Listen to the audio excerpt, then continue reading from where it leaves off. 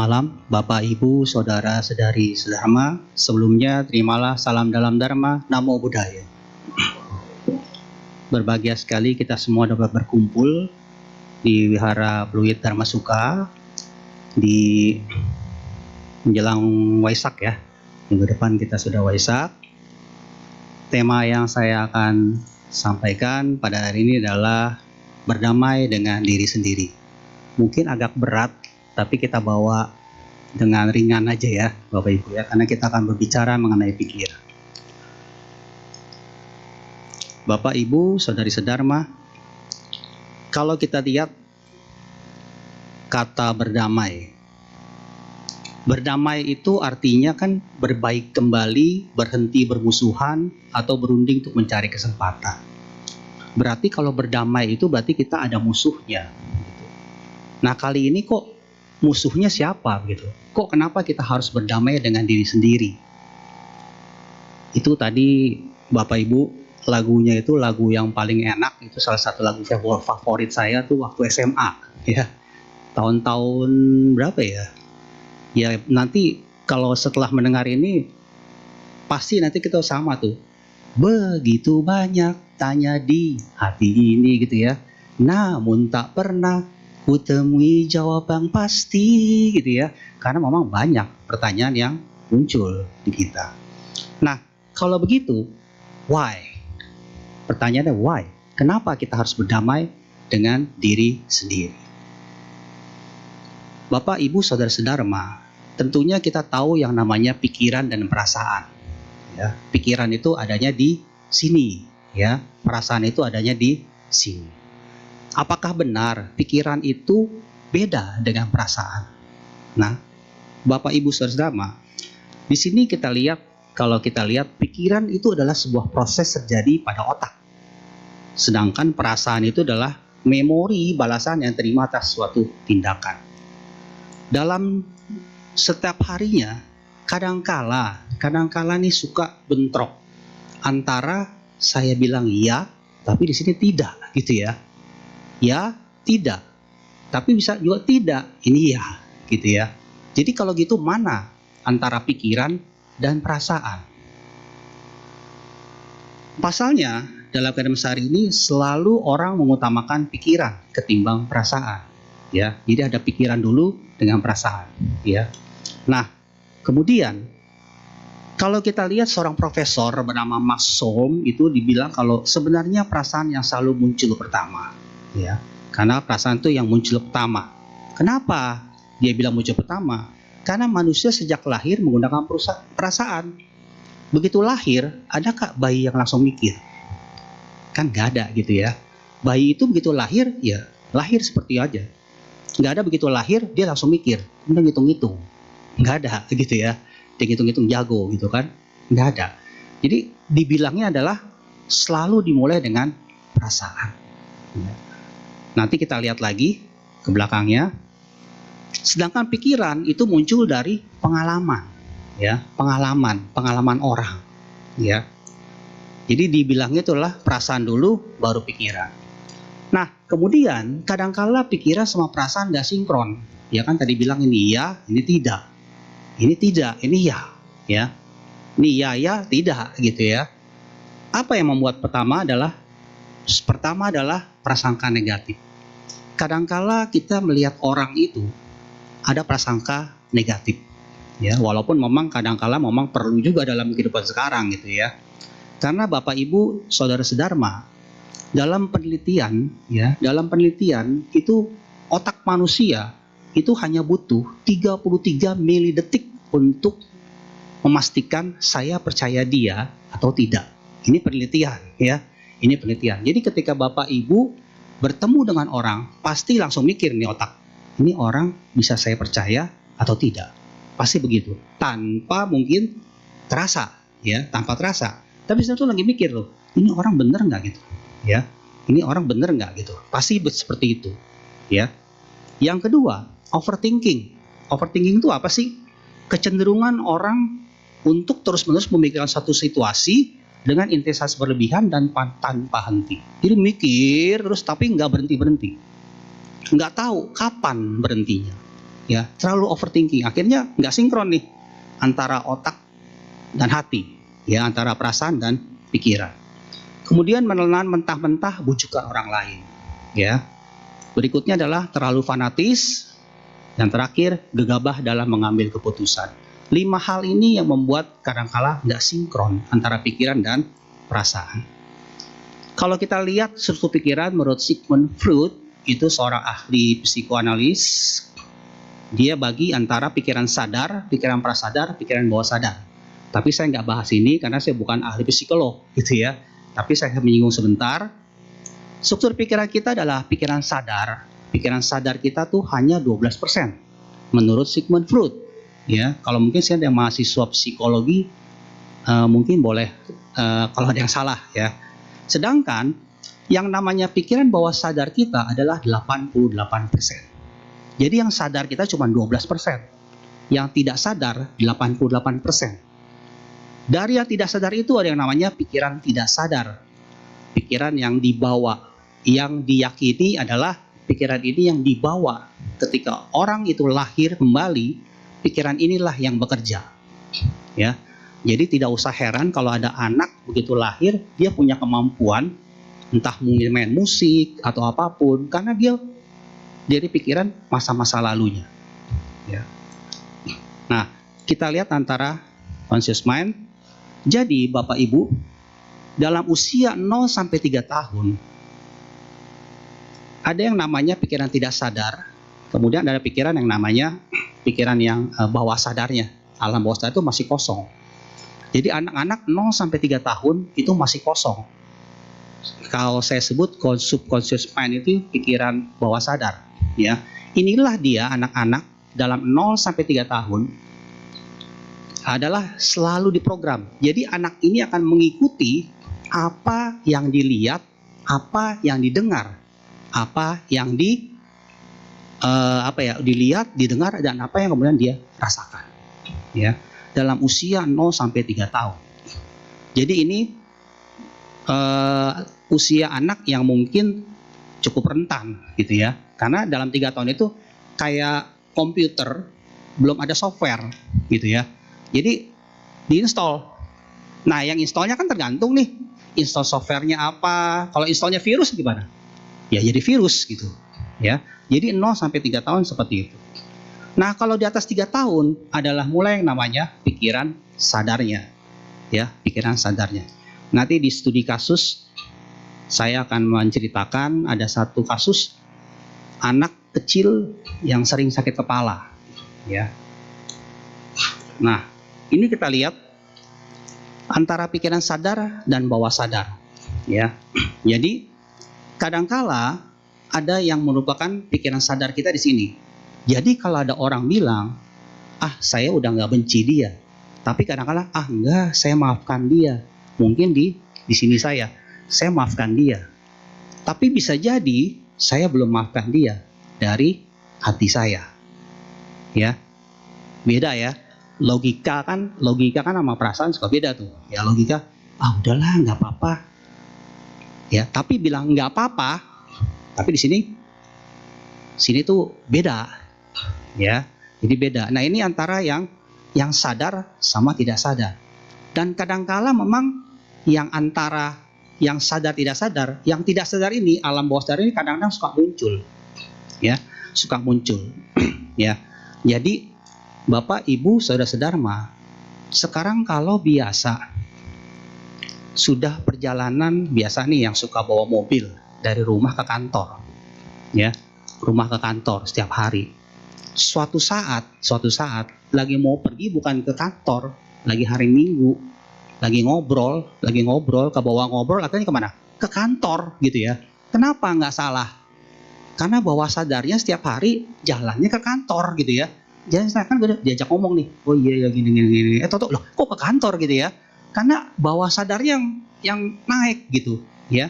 Jadi sebenarnya pada intinya kalau menurut ilmu psikologi, yang namanya manusia kosong itu nggak ada.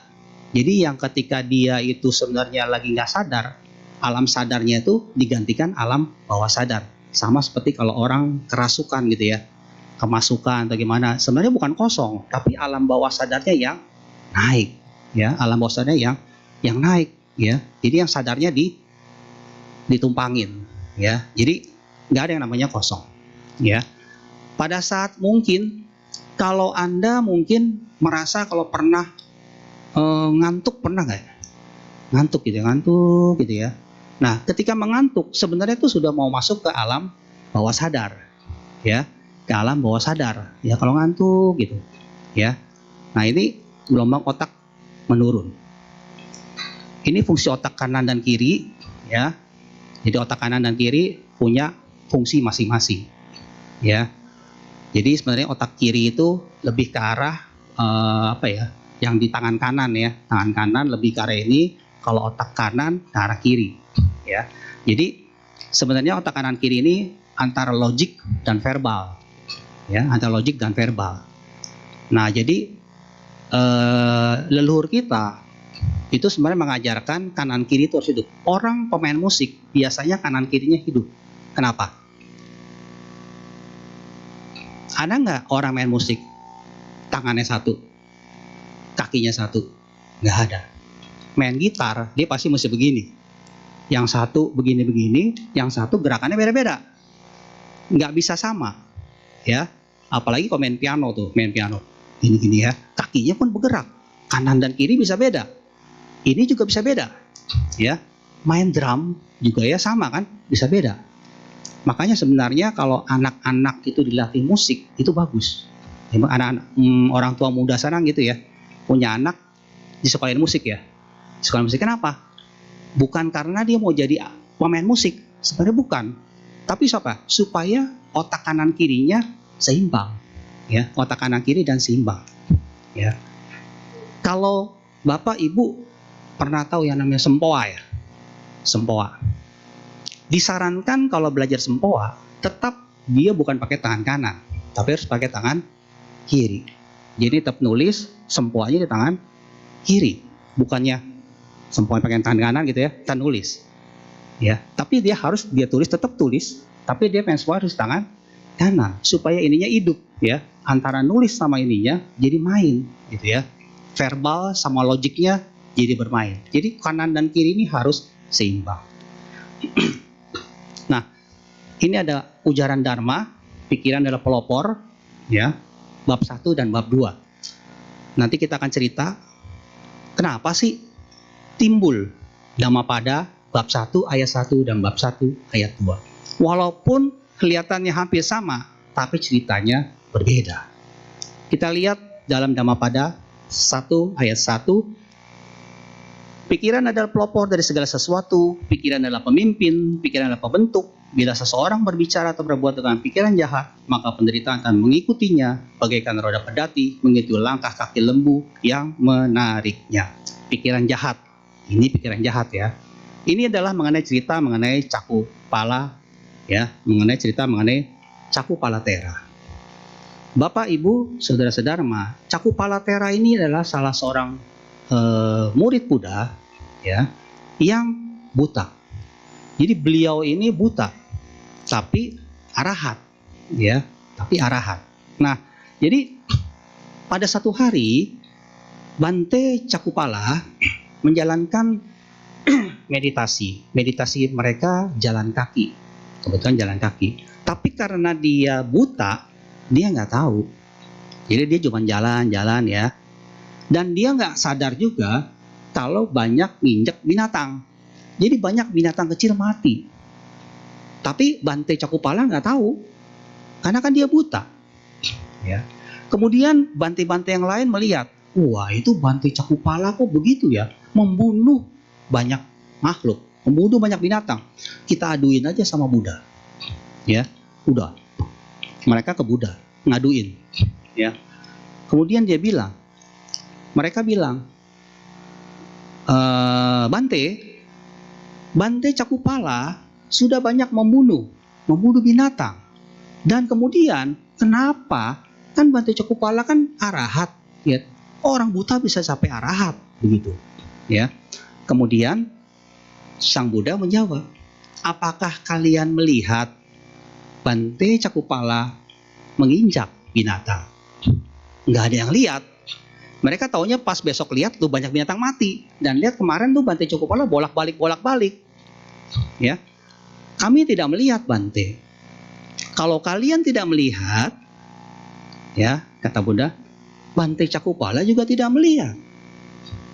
Lalu kenapa kok Bante Cakupala buta tapi bisa sampai arahat? Akhirnya Buddha kemudian bercerita. Di kehidupan yang lalu, Bante Cakupala pernah lahir sebagai seorang tabib yang hebat. Pada satu hari ada seorang ibu yang penglihatannya ya jadi buta lah ya. Jadi beliau si ibu ini ke Bante Cakupala pada saat itu menjadi tabib. Dia kemudian bilang, ya, tabib, mata saya tidak bisa melihat. Jadi kalau nanti mata saya bisa melihat, saya nanti anak-anak saya akan melayani tabib seumur hidup. Begitu katanya. Oh iya, kemudian diobatin dan ternyata sembuh. Dan si ibu ini, waduh, saya sembuh. Tapi kan jadinya anak-anak saya jadi ngelayanin tuh tabib seumur hidup. Ya udahlah, dia kemudian datang lagi, dia bilang, tabib, mata saya nggak sembuh nih, saya jadi nggak bisa lihat lagi. Dia berbohong. Si tabib dia tahu ini pasti udah bisa melihat. Oh begitu caranya. Ya udahlah, saya buat obat yang buat dia sampai nanti buta nggak ada obatnya. Dibuatlah sama si tabib obat itu dan dikasih si ibunya, dan ibu itu benar-benar buta seumur hidupnya. Karena itulah si tabib ini kemudian pada saat kehidupan Buddha lahirlah dan menjadi Cakupala, Bante Cakupala yang buta. Ya, karmanya kebetulan dia ngebutain orang, dia jadi orang buta. Kebetulan ya, walaupun bisa berbeda. Ya, jadi inilah dia akhirnya terbitlah yang pertama, kemudian bab 1 ayat 1, pikiran adalah pelopor dari segala sesuatu, pikiran adalah pemimpin, pikiran adalah pembentuk. Bila seseorang berbicara atau berbuat dengan pikiran jahat, maka penderita akan mengikutinya bagaikan pedoda pedati mengikuti langkah kaki lembu yang menariknya dengan pikiran jahat. Yang kedua, ada sedikit beda, yaitu cerita mengenai mata kundali. Pikiran adalah pelopor dari segala sesuatu, pikiran pemimpin, pikiran pembentuk, sama ya dengan yang ayat satunya. Tapi di sini adalah bila seseorang berbicara berbuat dengan pikiran murni. Tadi kan pikiran jahat, yang ini pikiran murni. Hampir sama nih, ayatnya hampir sama. Maka kebahagiaan akan mengikutinya bagaikan bayang-bayang yang tak pernah meninggalkan bendanya. Hampir sama atasnya, bawahnya berbeda. Yang satu pikiran jahat, satu pikiran murni. Tapi ceritanya bukan mengenai yang sama. Jadi yang pertama mengenai Cakupala, yang kedua mengenai mata kundali. Ya. Jadi pada suatu hari ada seorang Brahmana bernama Adina Pubaka, punya anak tunggal. Ya, anak tunggalnya mata kundali. Ya. Hanya sayangnya Adina Pubaka adalah orang yang kikir dan tidak pernah memberikan sesuatu kepada orang lain. Bahkan dia memberikan perhiasan emas untuk anaknya saja dibuat sendiri, nggak mau bayar orang gitu ya, nggak mau rugi gitu ya, nggak mau rugi. Jadi dia kikir banget dah gitu ya. Sampai suatu ketika anaknya jatuh sakit. Udah jatuh sakit anaknya, padahal dia sayang sama anaknya. Dia nggak manggil tabib. Mungkin sayang kali uangnya keluar gitu ya. Akhirnya tuh anak apa? Ditaruh di luar rumah. Didiemin aja gitu ya. Nah, Buddha seperti biasa setiap hari selalu melihat ke semua alam mana yang ada perlu pertolongan. Dan akhirnya Buddha melihat, oh, mata kundali perlu ditolong. Ya, akhirnya Buddha ke kota tempat tinggalnya Adina Pubaka, kemudian begitu lewat karena si mata kundali kan di depan rumahnya tuh digeletakin aja. Jadi begitu lewat mata kundali nggak terasa lihat, Buddha ngeliatin dia. Dan akhirnya begitu ngeliat, terbitlah keyakinan kepada Buddha dan akhirnya meninggal. Tapi meninggalnya Dia lahir di surga Tawatimsa. Inilah dia orang-orang yang satu zaman kelahiran Buddha, cuman ngelihat Buddha aja yakin lahir di sorga gitu ya. Kalau kita mungkin ya dapat juga sih sorga ya, walaupun nggak tinggi-tinggi amat gitu ya.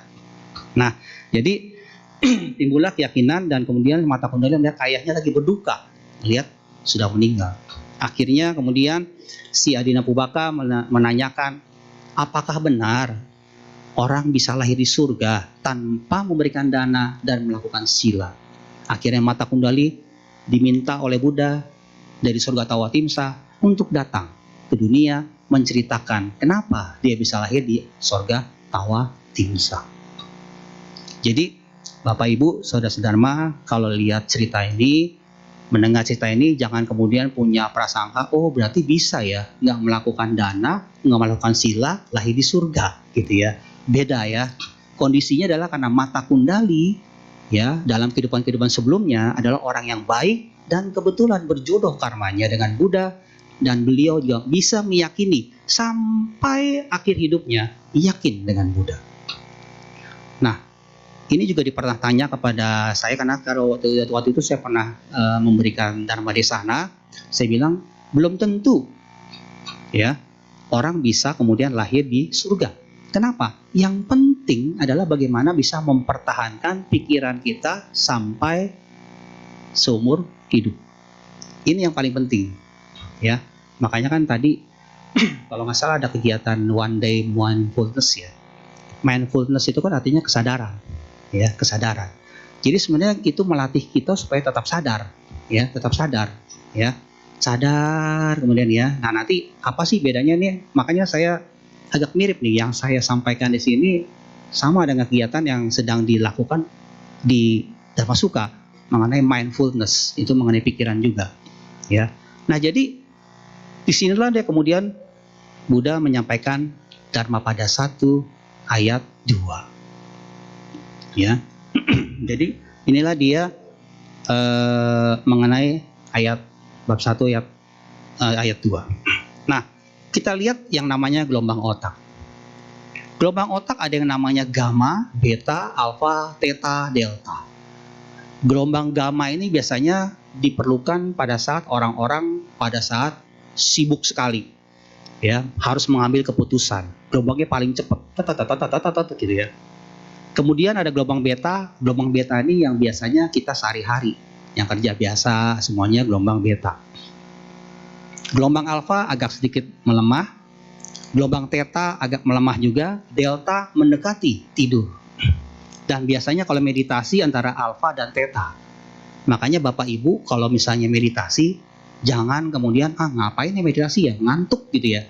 Bukan karena ngantuk kurang tidur, karena memang gelombang otaknya diturunkan. Gitu ya, turunkan biasa kan cepet tuh turun gitu, diturunkan jadi kelihatan agak ngantuk ya, tapi sebenarnya bukan karena ngantuk dan itu masih dalam posisi sadar ya, dalam posisi sadar. Jadi ini yang biasanya alfa yang rileks. Bapak Ibu kalau misalnya lagi nonton pun itu pernah masuk gelombang alfa. Coba pernah nggak merasakan suatu saat nih lagi udah selesai, nggak ada kegiatan, kalau dulu kan nonton TV nih dulu, sekarang nonton film nih di YouTube coba. Enak nggak nontonnya pas itu? Enak ya, karena pada saat rileks. Dan kalau pada saat rileks itu nonton kayaknya masuk gitu ya. Wah masuk tuh, malah bisa berimajinasi, ya bisa masuk. Ya nonton film silat, kayak ikut berantem juga gitu ya. Malah kayak gergetan gitu ya, karena posisinya rileks. Coba kalau Bapak Ibu nggak rileks, sulit gitu ya kalau nggak rileks ya. Jadi ini alfa theta ini adalah gelombang yang dibutuhkan ketika kita meditasi.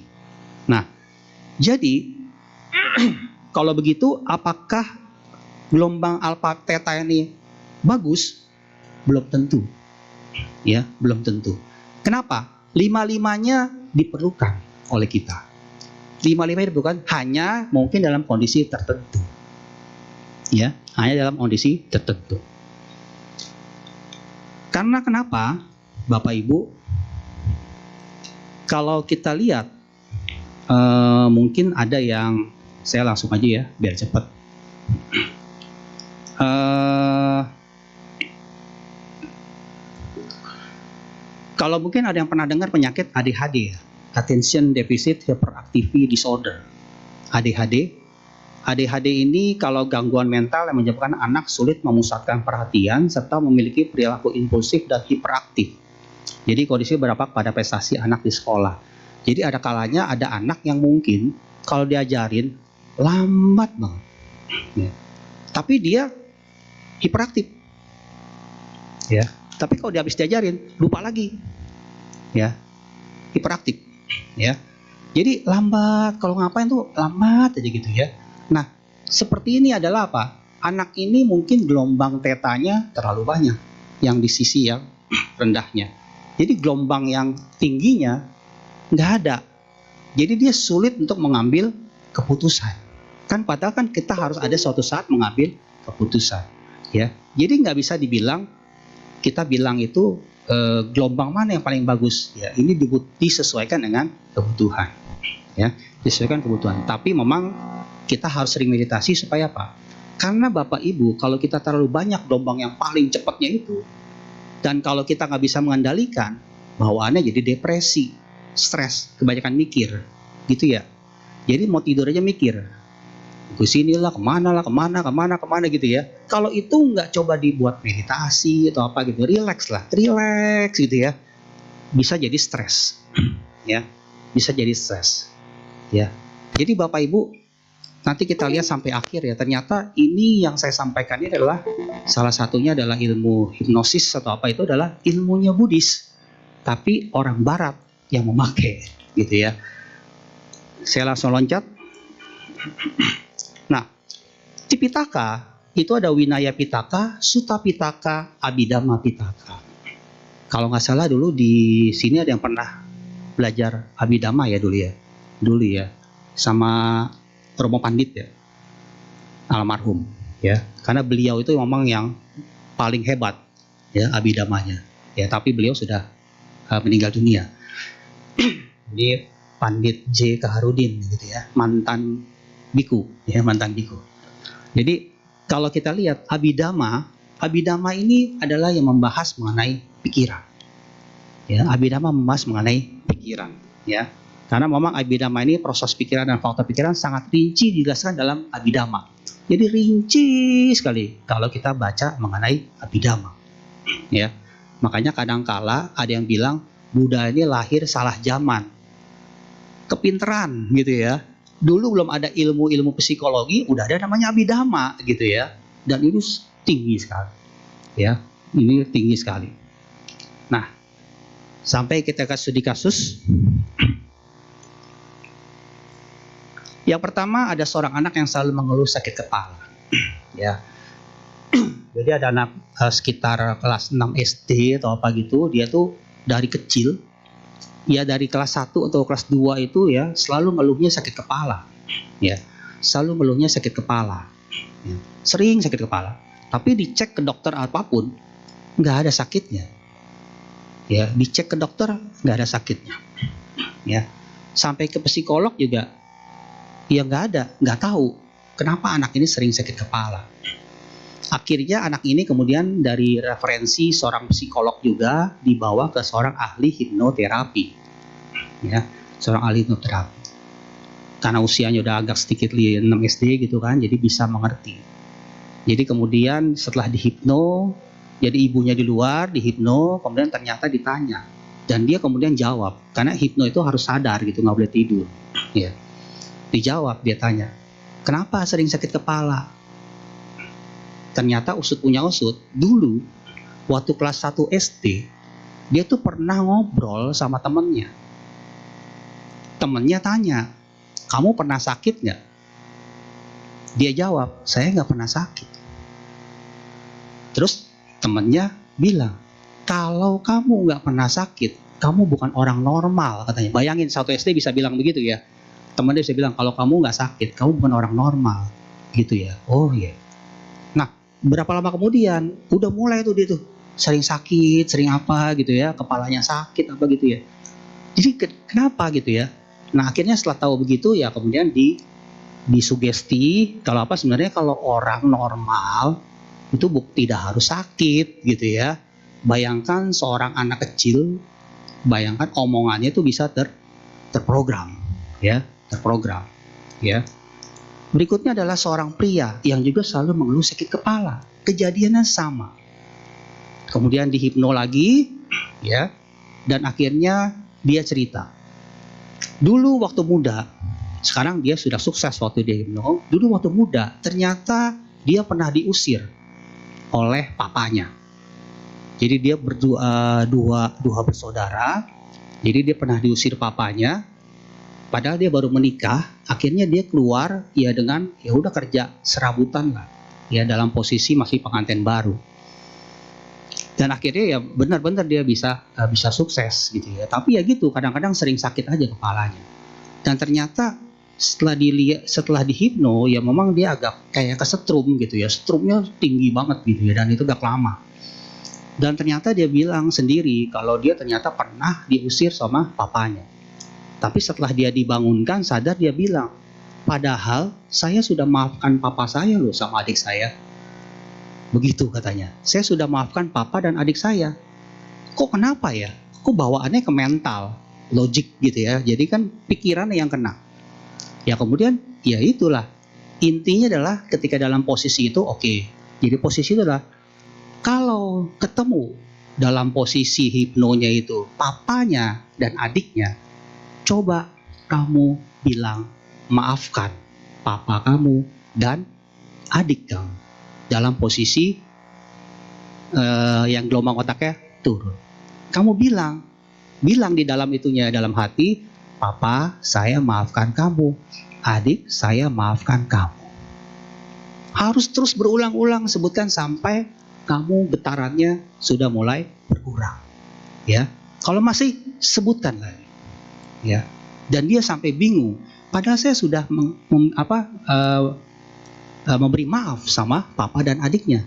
Ya kemudian apa? Yang kamu bilang memberi maaf kan otak sadar kamu gitu ya, otak sadar kamu. Tapi bawah sadar kamu maafkannya atau dia? Belum, ya. Kan kadang otak sadar yang tadi yang dibilang ini iya. Tapi ini sebenarnya belum. Kan kita kadang-kadang suka begitu ya. Ah udahlah gitu ya. Ah udah gitu ya. Udah nggak apa-apa. Nggak apa-apa di sininya sama ininya. Tapi sininya belum. Ya, sininya belum. Berikutnya, ada seorang wanita yang menderita penyakit lupus. Bapak Ibu Saudara sekalian, penyakit lupus ini biasanya diderita bukan pada saat dia lahir ya. Jadi dia udah agak besar atau apa, dia baru kena ya penyakit lupus. Penyakit lupus itu yang apa sih? Imunnya tuh berkurang. Ini dia juga sebenarnya udah berobat kemana, cuman dia mau tahu aja apa sih yang mengganggu dia, ya. Dan ternyata setelah dihipno, dia ternyata nggak ketemu jawabannya di kehidupan sekarang, di masa kecilnya nggak ketemu. Akhirnya dibuat, coba kamu lari ke kehidupan sebelumnya. Cuman nggak tahu kehidupan yang mana. Dan ternyata dia melihat sendiri dirinya sendiri pada saat itu adalah menjadi seorang wanita, seorang istri yang punya suami. Jadi pada saat itu dia melepas suaminya pergi karena suaminya kan pedagang, ya. Tapi udah tunggu berbulan-bulan suaminya nggak pulang-pulang. Kemudian dia punya prasangka negatif kalau suaminya menikah lagi katanya. Ya suaminya menikah lagi nih. Sampai dia mati. Dia selalu punya prasangka suaminya mengkhianati dia. Kawin lagi. Ya, sampai dia punya dendam. Sampai dia benci sama semua orang. Ternyata dia lahir lagi sebagai wanita dan terkena penyakit lupus. Ya, jadi pada saat itulah kemudian bilang, ya udah, sekarang coba kamu kembali lagi. Kalau ketemu suami kamu bilang maafkan dia. Terus berulang, maafkan dia. Dan ternyata memang, coba kamu tanya, suami kamu itu kenapa nggak pulang-pulang? Ternyata suaminya meninggal dalam perjalanan. Dan juga dalam kehidupan sekarang ini ternyata memang dia punya sifat yang suka membenci orang. Dan ini kebawa terus gitu, ya, kebawa terus. Nah jadi Bapak Ibu saudara-saudara, ternyata yang namanya kelahiran kembali itu ada. Ya, kelahiran kembali itu ada.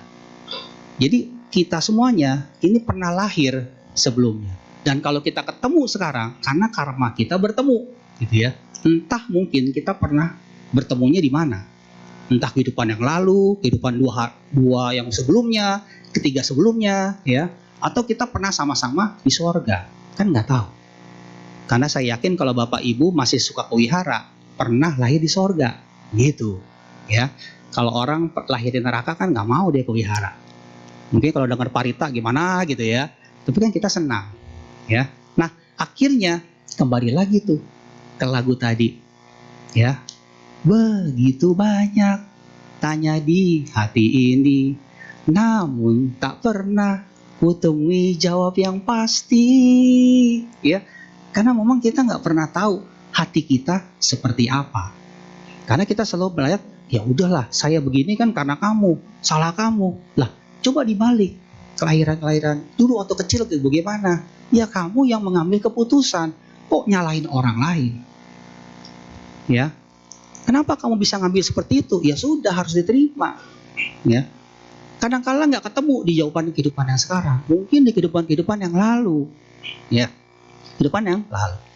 Jadi kalau kondisi hipno itu adalah orang itu harus sadar dan melihat dirinya sendiri, ya, melihat dirinya sendiri.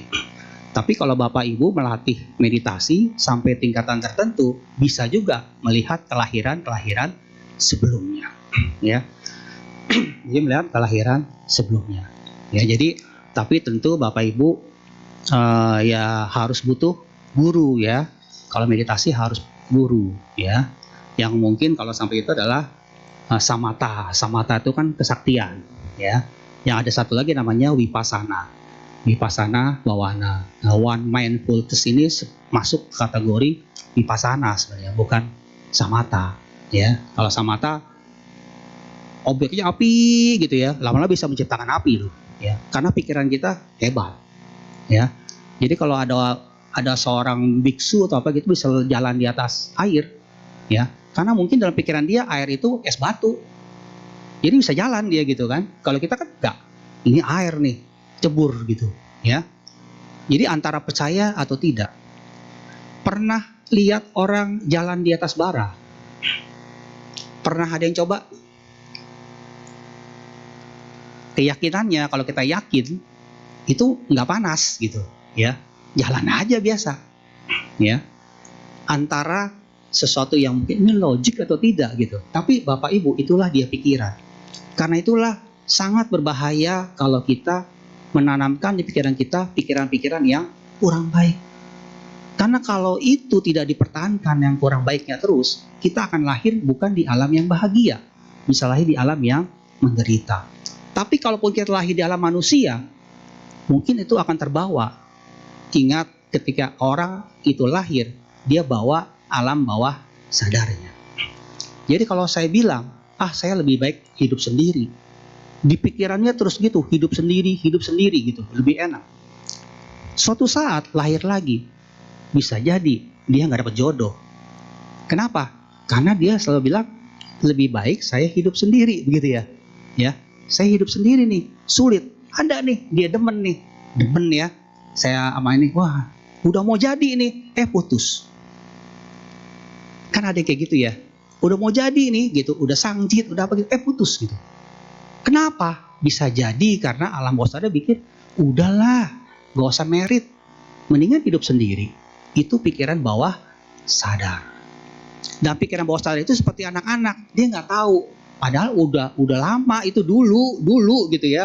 Waktu dulu tuh nggak sengaja ngucapin itu. Ya sekarang kan jangan gitu. Tapi kan dia nggak ngerti. Pikiran bawah sadar itu nggak ngerti gitu. Dia nggak ngerti ini lagi di zamannya apa ya, nggak tahu. Dia dibawa terus.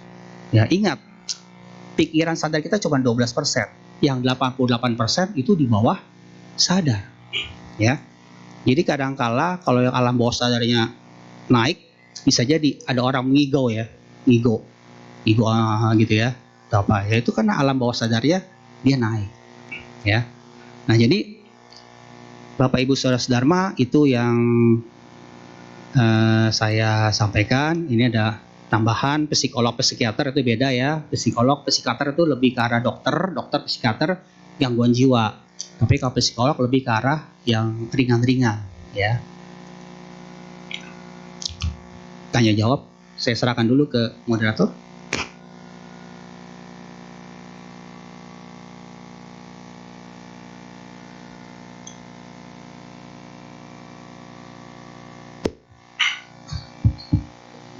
Demikianlah Damadesana yang disampaikan oleh Romo Iwan Setiadi.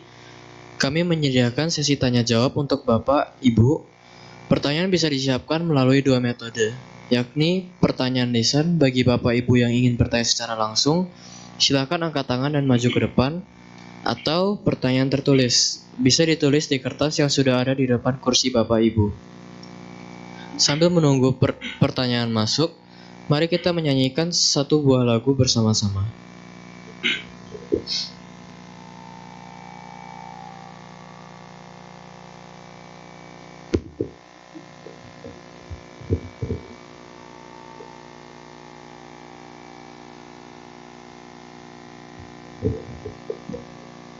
Bapak Ibu, mari kita buka kembali buku tuntunan kebaktian kita halaman 63.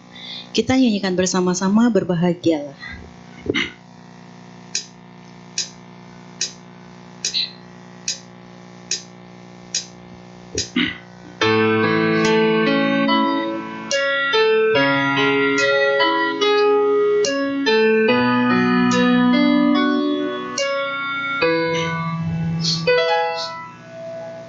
Sorry.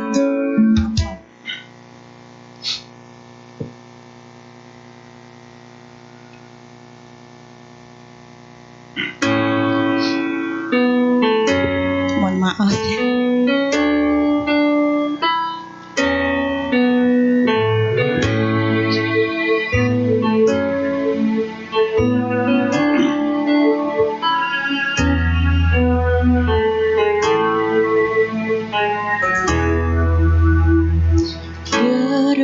Berbahagialah yang hidup tanpa benci, berbahagia yang tiada terikat kemenangan, tiada belenggu dan derita. Berbahagialah terlahir sebagai manusia, berbahagia yang mengerti hukum kesunyataan, tiada lagi roda samsara. Bagaikan perahu menyeberang lautan hidup samsara.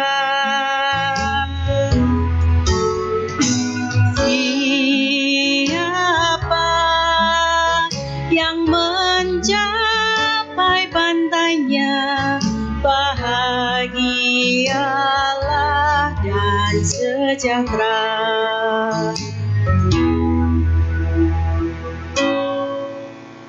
Nanti kita ulang dari bait kedua.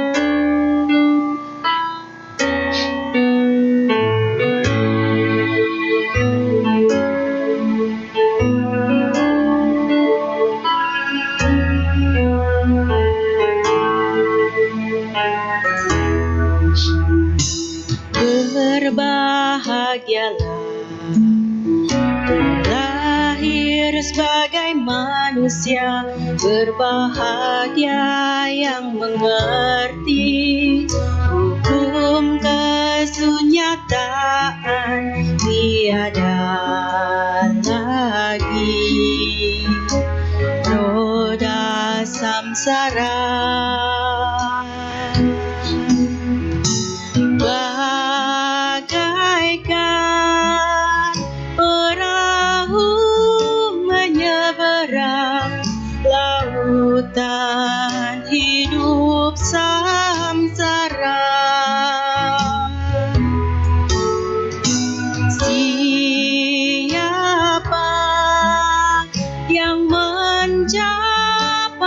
pantainya, bahagialah dan sejahtera. Bagaikan perahu menyeberang lautan hidup samsara.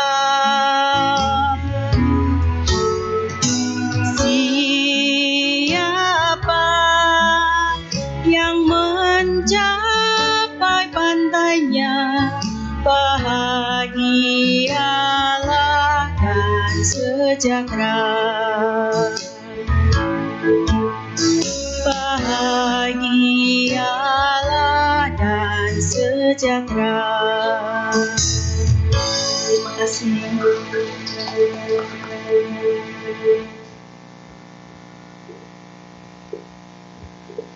Sekarang kita akan masuk ke sesi tanya jawab. Kami buka untuk sesi pertanyaan lisan. Bagi Bapak Ibu yang ingin bertanya secara langsung, silakan maju ke depan.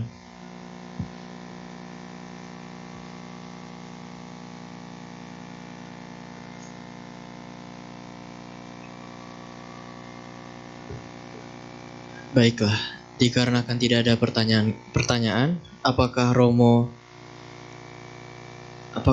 ada closing statement? Berarti udah sota panah semuanya ya. Sama seperti tadi ya, si mata kundali ya. Langsung dia dapat sota panah gitu ya. Mungkin jangan gara-gara lihat saya jadi sota panah gitu. Mungkin terpesona kali ya, bukan sota panah. Baik ya, jadi mungkin agak berat, tapi sebenarnya kalau mau tanya di luar ini juga nggak masalah ya. Jadi nggak harus materinya pertanyaan sesuai materi. Oke, baik. Kalau gitu saya closing statement. Kesimpulannya, berdamai dengan diri sendiri adalah sebuah keadaan di mana seseorang telah mampu menerima semua hal yang ada dalam diri dan kehidupannya.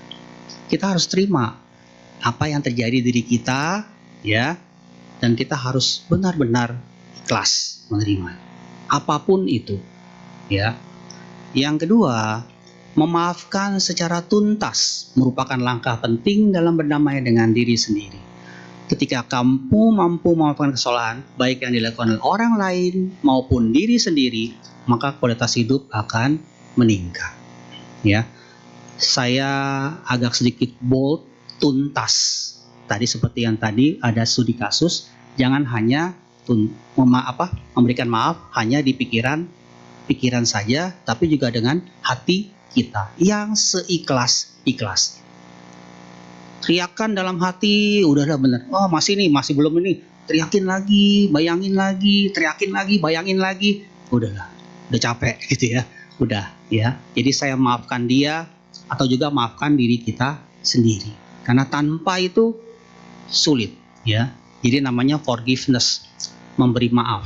Ya walaupun kelihatannya mudah, tapi percaya susah juga ya memberikan maaf kepada orang, apalagi orang yang sudah bersalah kepada kita. Ingat, kalau kita memberi maaf bukan berarti kita mengalah atau bukan berarti kita membenarkan dia, tapi lebih ke arah supaya kita bebas dari cengkraman yang negatif.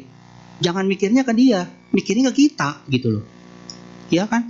Sekarang kalau kita benci orang itu mikirin nggak? Kan enggak. Capek sendiri kitanya gitu ya, capek di hati gitu ya.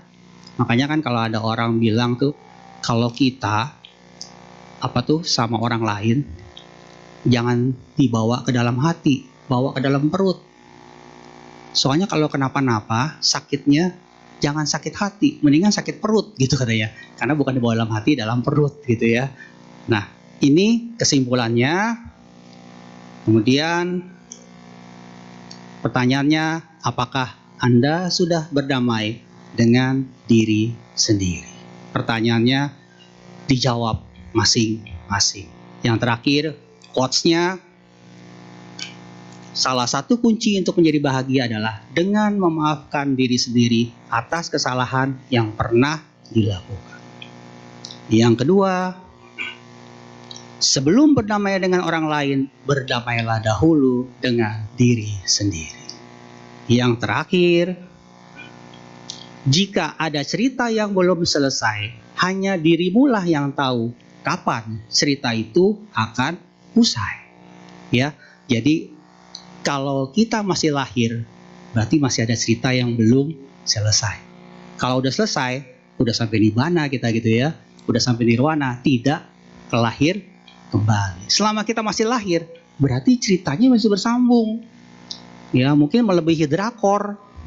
Drakor cuma berapa seri habis. Kita nih nggak berseri-seri terus tuh, nggak habis gitu. Malah nanti lahir jadi cewek, ntar lahir cowok, ntar jadi suami, ntar jadi istri, ntar jadi apa gitu ya. Banyak ceritanya. Ya kalau bisa dia ngarang tuh ceritanya macam-macam ya. Nah cerita itu nggak bakal selesai. Hanya kita yang tahu kapan cerita itu akan usai. Sama seperti kalau kita benci dengan orang, hanya kita tahu yang bisa menyelesaikannya. Ya selesaikan sekarang aja, jangan berlarut-larut. Selesaikan dalam kehidupan yang sekarang. Bapak Ibu kalau kehidupan yang berikutnya mau nggak ketemu lagi?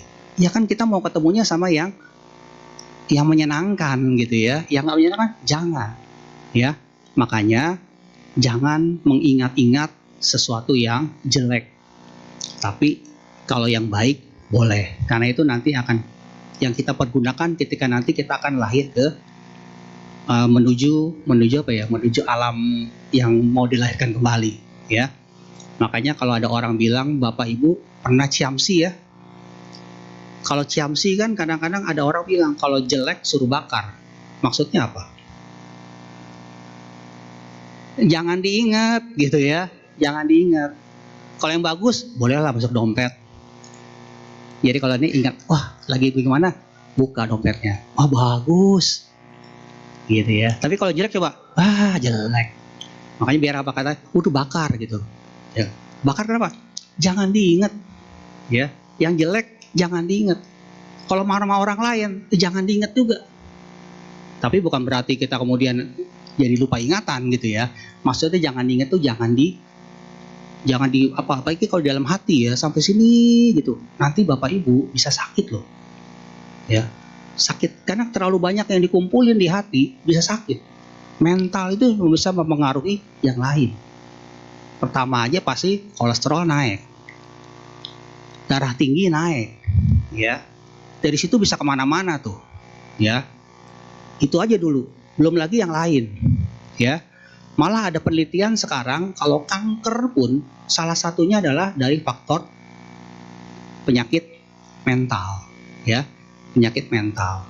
Ya, jadi kalau kanker ada yang melalui meditasi bisa sembuh. Sebenarnya bukan sembuh, tapi akarnya tidur, gitu ya, tidur. Jadi dia nggak berkembang lagi, karena ya dia masih ada di situ, tapi dia tidak berkembang dan melambat.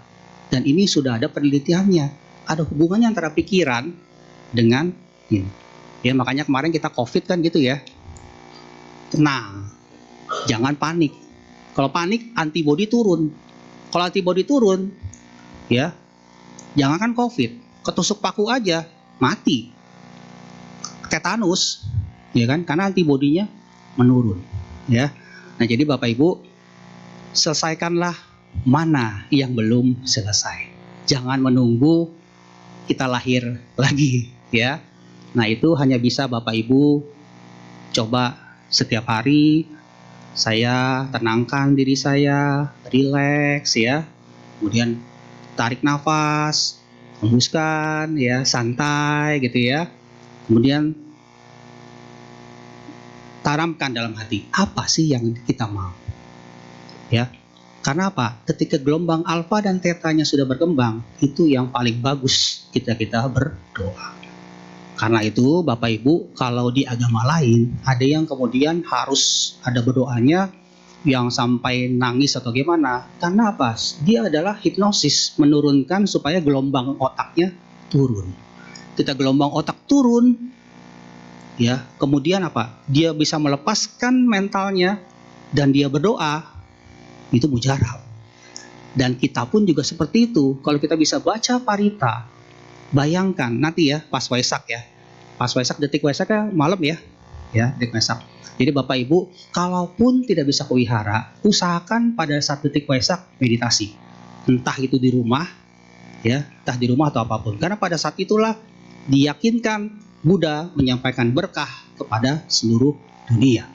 Dan ketika menyampaikan berkah, bayangkan Buddha sedang menyampaikan berkah, ya. Kalau yang bisa membayangkan, tapi ada juga yang nggak bisa bayangin nih. Ada kan kayak gitu ya? Coba, ada nggak yang suka? Bayangkan lilin, kagak ada, gelap. Berarti dia nggak bisa ngebayangin. Karena ada orang kan beda-beda ya. Dia nggak bisa. Coba rasakan, panas nggak? Panas. Berarti dia lebih ke arah sensorik, bukan ke arah bayangan. Ya. Jadi kalau bayangkan Buddha, mana Buddhanya kagak ada. Buka, merem lagi. Oh nggak ada Buddhanya. Bukan karena nggak bisa lihat Buddha, Buddhanya tuh ada. Tapi coba bayangkan, kalau ada tiba-tiba nih ada germet-germet di sini nih, germet-germet gitu. Waduh, enak nih germet-germet. Berarti sampai. Ada yang seperti itu nggak? Ada yang suka merasakan ada di sini di ubun-ubun, ya germet-germet gitu ya. Ada yang kayak gitu. Ada yang seperti itu. Ada yang kayak ada suara. Wah, kok ada suara ya? Gitu ya. Tapi bukan schizophrenia ya. Schizophrenia tuh yang dengar suara yang aneh-aneh gitu, bukan. Ada yang dengar ada suara. Enak gitu. Beda-beda. Setiap orang beda-beda. Ya. Jadi bayangkanlah pada saat detik Waisak kita menyambut berkah dari Buddha. Ya. Jadi kalau Bapak Ibu tidak bisa ke wihara, di rumah atau apapun ya lebih bagus ke wihara, tapi diusahakan bermeditasi. Ya, bayangkan Buddha menyampaikan berkah dan kita terima berkah itu dan sampai kemudian mengucapkan semoga semua makhluk hidup berbahagia. Sabesata bawantu suki tata. Ya, karena itulah kita paling disenengin sama semua makhluk. Kenapa? Nggak kenal aja kita doain gitu ya. Bayangkan tuh, kita di rumah atau apa sembahyang pasti bilang semoga semua makhluk hidup berbahagia.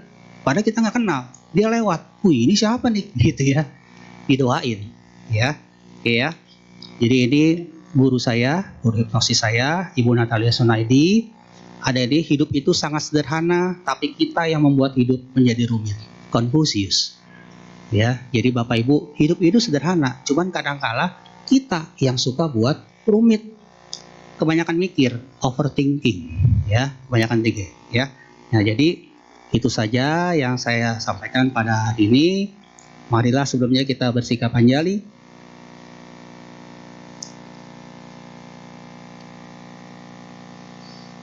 Yang kinci ratanang loke bijati wibida putu ratanang budang samanati tasma soti bawantu te. Yang kinci ratanang loke bijati wibida putu ratanang damang samanati tasma soti bawantu te. Yang kinci ratanang loke bijati wibida putu ratanang sanggang samanati tasma soti bawantu te. Permata apapun yang ada di dunia, tidak ada yang menyamai permata Buddha. Semoga Anda sejahtera. Permata apapun yang ada di dunia, tidak ada yang menyamai permata Dharma. Semoga Anda sejahtera. Permata apapun yang ada di dunia, tidak ada yang menyamai permata Sangga. Semoga Anda sejahtera. Sabesata bawantu sukitata. Semoga semua makhluk hidup berbahagia. Sadu, sadu, sadu. Terima kasih, selamat malam. Terimalah salam dalam Dharma, Namo Buddhaya.